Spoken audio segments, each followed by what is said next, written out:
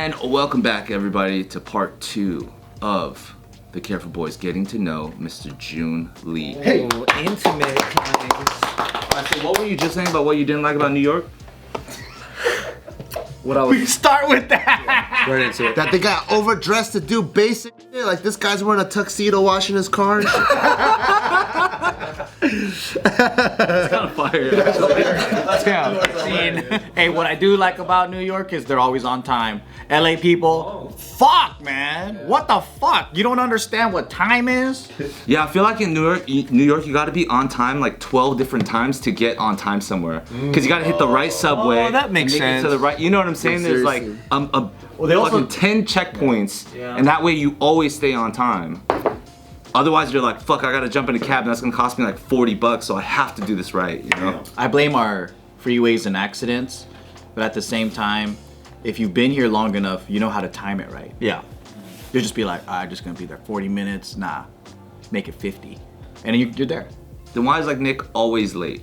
I'm not always late. I'm consistently on. Because he's coming from fucking San Bernardino and there's no direct freeway. See, thank you for having my back, dog. No, I tried to go to this jiu-jitsu gym. Goes, we're off the 210. We're off the 210. But guess what? You know how hard it is to get to the fucking 210? It's literally 4 minutes from the freeway. You got, straight shot. How do you get to the 210? Yeah, You we gotta- got a couple potholes. You gotta go up fucking Los Robles for 12 miles. Just because you live in Monterey Park or wherever you stay at, where there's no freeway access. It took me Pasadena. 2 hours to go to this jiu-jitsu place. Shit was crazy. So LA. This is fucked up, dude. This video. They're not even, that's not even LA. Yeah. I love meeting people from like the Bay, and they're like, "Oh, you don't know San Alejandro?" I know. Okay. Yeah. It's not SF. I'm like, all right. So he's actually he lives in Pasadena. Like, what are nice. What are your stereotypes about Pasadena boys? I don't know too much, but Just generalize. It's okay. I feel like Pasadena's got monies, and like I would like to Not where I live live. around there. Not where I live, I would but like I'll tell you to that. like I would too. It's like a goal. Pasadena seems kind of like. It's one of super those nice. goals. I feel like the whites are there though. There's some whites. There's some whites, yeah. It's a pretty mixed And bag. It's the whites that are not like the get off my lawn kind of whites. They're the Subaru whites. Yeah. It's the whites that go on vacation. Right. On the summers they go bouldering. The REI whites.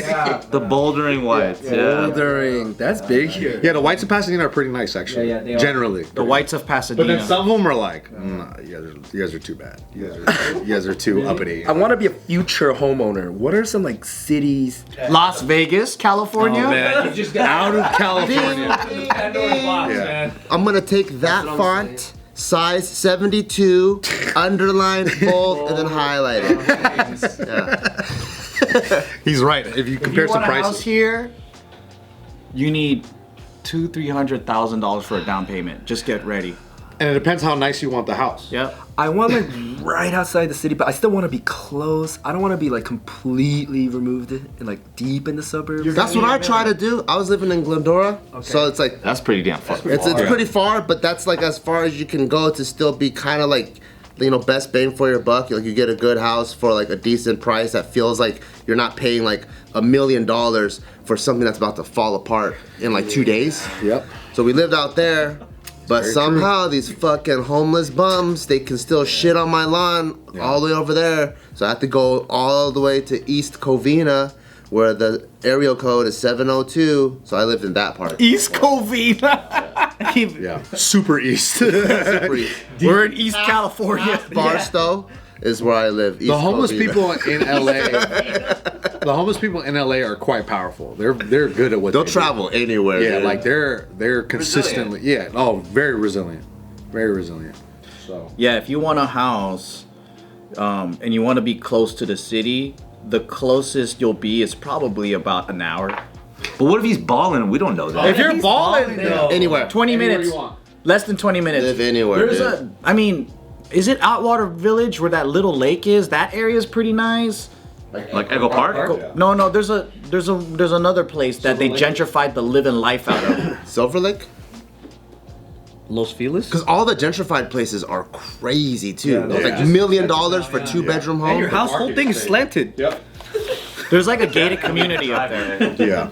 Yeah. Your driveway's this big. Yeah, there's a gated community by the Dodger Stadium. That's a nice place. With Like Frogtown area. There's like a there's That's like what a, I don't like about the even in the what is it, Mount Washington? Everyone's driveway looks like fucking half pipe. Yeah.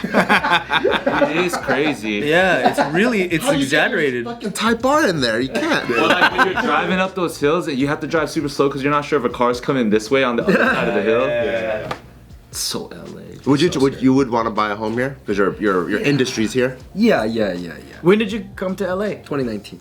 8 months before. Wow. So as soon as you got here, it was like lockdown on your dreams. Yep. So you came out here to pursue acting and all that?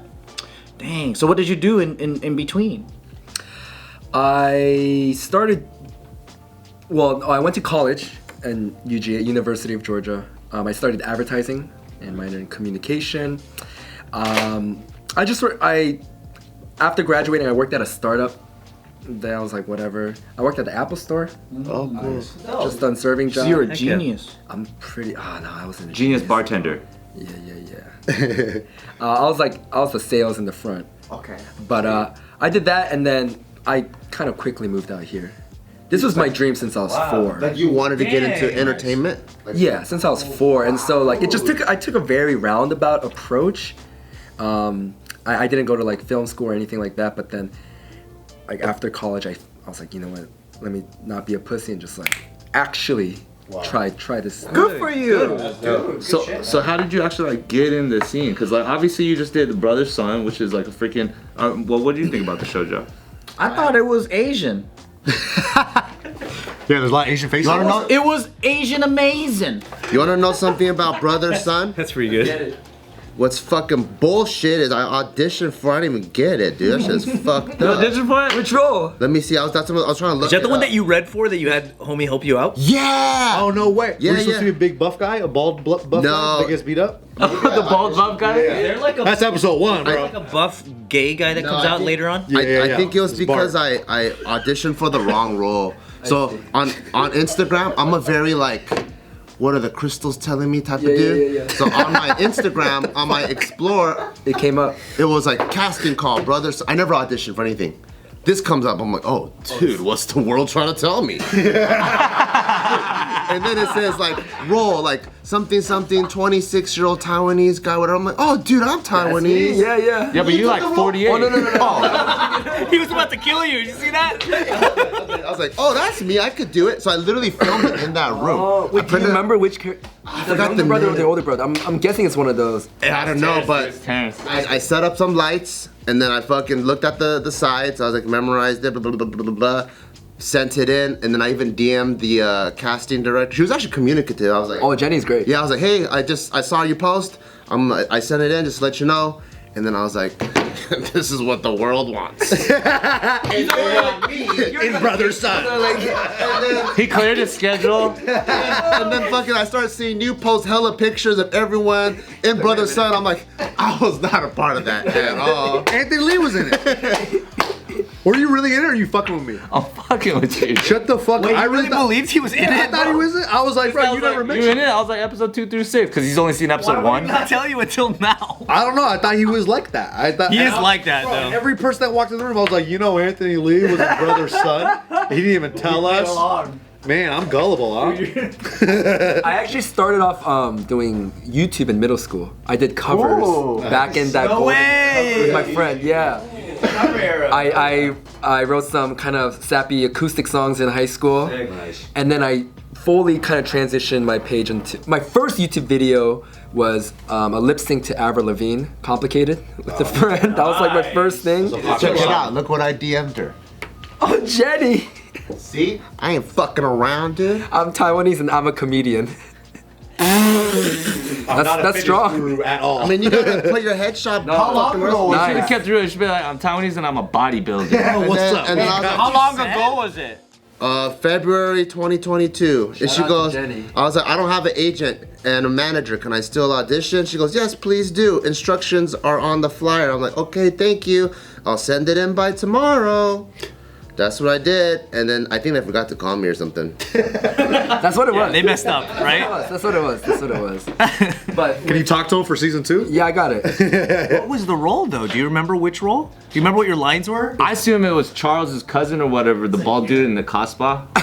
That like, you know what I'm talking about? No, it was probably like the main role. You probably auditioned for the lead. No, I don't think so. I think it was like a side role. Really? Do you still have your sides? Do you have your the I'm lines? looking for it on my stupid phone. Because now that we have someone from the show, we can figure out how off you were. I can confirm. So funny. I've met a ton of people that have auditioned for my character. Oh, really? All the time. Most of the time, it's always been good. There was one time at a party, I brought a friend, and then he was talking to him, and then they got into the conversation. And he's like, oh yeah, I auditioned for Terrence. Dude, what the fuck did that guy? And then I was right like there. Oh. And we met. And he's like, oh, yo, what's up, dude? No, it's fine. I love killing people with kindness. It's my favorite thing. Because I already got it. It's still murder, but okay. Yeah. Still first degree. I love, dude. Have you gotten any other roles, or is this your first big role? This is my first thing. Wow. So the story behind that is, in Georgia, I got nothing in Georgia. I was with an agency, but in here, my acting credentials, I've done 2 commercials. One is like an insurance commercial where I'm just holding a box. I'm the Asian dude holding a box. And then the other one is a diet commercial where a bunch of friends are on the couch and half my face. Oh shit. That's it. And I've done short films. I've done a couple short films, one that made it on HBO Max. Oh, nice. Cool. Yeah. Which one's that? What's it called? It's called Neh, N-E-H. It means yes in Korean. A Korean dude takes a white girl out on a date to a Korean restaurant, but he can't speak Korean. And just folds. That's so funny. That's dope. It was a cool concept. Yeah. And then I've never done extra work. I've never played like a 5 and under, like a waiter or anything like that. And I just got a series regular. Jeez, well done. Are you like Without actively training? Like you took a ton of acting classes? Or? I did in Georgia. Yeah. I went to like class for like a year, but I just live and breathe it, in the sense of everything that I'm watching. You're just kind of like picking up little things. See, that's what you should have said instead of I'm Taiwanese. That's what it said. You know, I was like, in this woke era, they're like, we're tired of white people playing the Mexican guy. So I was like, oh, okay, in this super woke era, if they're casting Taiwanese, they want Taiwanese. Yeah, that's fair. That helps. I'm Taiwanese. So I was like, okay, you gotta play the game. So I'm like, hey, I don't want to audition for the Korean role or the fucking Sri Lankan role. I just want to be the Taiwanese guy. But she's just reading a DM. It's not like pride. This guy's like, I live and breathe it. I live and breathe Taiwan. You should Yeah, that would have been better. I should have took a picture with stinky tofu in my mouth. I don't have Hong Kong feet, so like I can be on set. Jenny, give him another shot. Come on, Jenny. Re-upload the series. Start fresh. You said without an agent or manager. It was an open call. It was like same thing like Instagram. I saw it and then a couple people sent it to me, and I saw the role and I was like, oh, it kind of fits me. Did you self-tape? I self-taped. How'd you tape? You gotta teach me these techniques. Yeah, What'd you do? How do you Just land in a big case the world tells me to do it again. Again, yeah.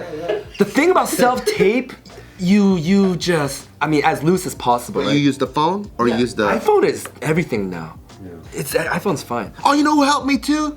Fucking Tesh. Yeah, Tesh, yeah. Fucked me up probably. Yeah. Having a good reader helps. Why, did he rewrite your lines? He actually told me, he actually set up the light like this. Nice. And then so he was like, make sure it shines behind you, so you're separated from the He background. sabotaged you, dude. And he was like, make sure you like stand on this side of the frame. Did he ask to be in it with you? Nah, he didn't. But then he actually gave me a bunch of a tips. white voice out there, you know what I'm saying? So if you're trying to take Taiwanese roles, Yeah, He's he could doing do the it. unwoke stuff. Yeah. Unwoke. Like growing up, I played basketball, but then my schools were always too good. I was never good enough to play on the team. So through acting, I got my starting 5. Hey. Like full circle thing. So after you were on Brother Son, did a bunch of agents and managers try to scoop you up? So Jenny set me up with some meetings, and then I brought on some managers through the show, and then it worked out because I thought it was just like a kind of like a good practice thing, and it was my first role like with Netflix. So I was in the deep waters. So I brought them on.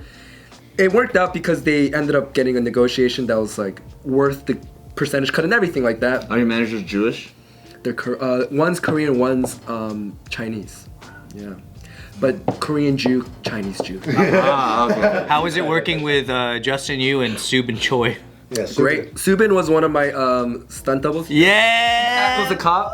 That's dope. He tackles cop. Subi. Subin's, He was here last week. Yeah. he's hilarious. And Justin, he's a goofball, dude. That's the stunt coordinator. Oh no, sorry, I think I meant Justin Chen. Oh no, I was thinking about Justin Yu. Yeah. I love Justin. Yeah. He's so nice. And he took us to like Terran Tactical. Tight. Like Shoot some stuff guns? that you don't get to just experience. Yeah. Yeah. I got to like shoot some guns. That's dope. He took us to like a driving range, so I got to like sit in the professional drivers. It's exhilarating. Did you get to drive too? No. Oh, they just put you and you're like, No, literally, it's pretty scary. Was it in his car? No. Like he took us to a track. That fool has a dope ass drift car, like a Mustang with an LS swap and a full cage. whoa.